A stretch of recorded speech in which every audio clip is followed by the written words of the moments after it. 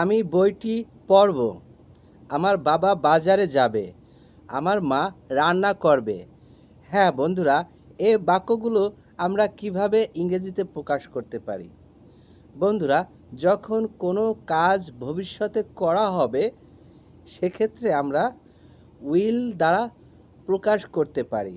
এক্ষেত্রে স্ট্রাকচারটি হবে subject plus will plus verb one.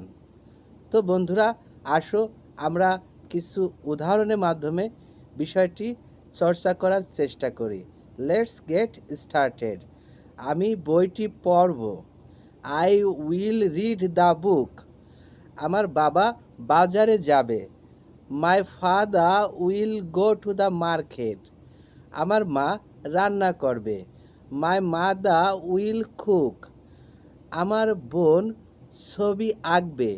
My sister will draw picture.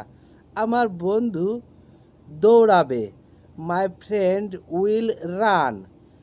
আমার কাকা হাঁটবে। My uncle will walk. আমি একটা কলম কিনবো।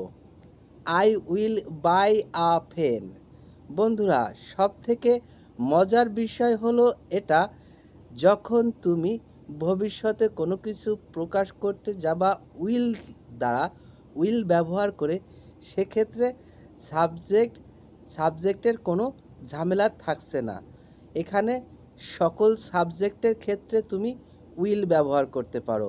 First person, second person, third person singular number, all every person you can use will.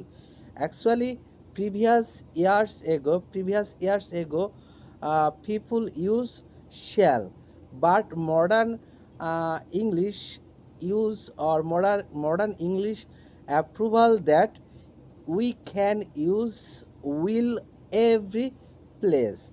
So বন্ধুরা, আমরা আধুনিক ইংরেজি শেখার ক্ষেত্রে উইল প্রতি জায়গাতেই ব্যবহার করতে পারি। So my dear friend, I hope আর I believe that you will practice with me. If you really want to speak in English today, you will make more than 20 sentences by using will. Okay, my dear friend, that's all. Bye for now.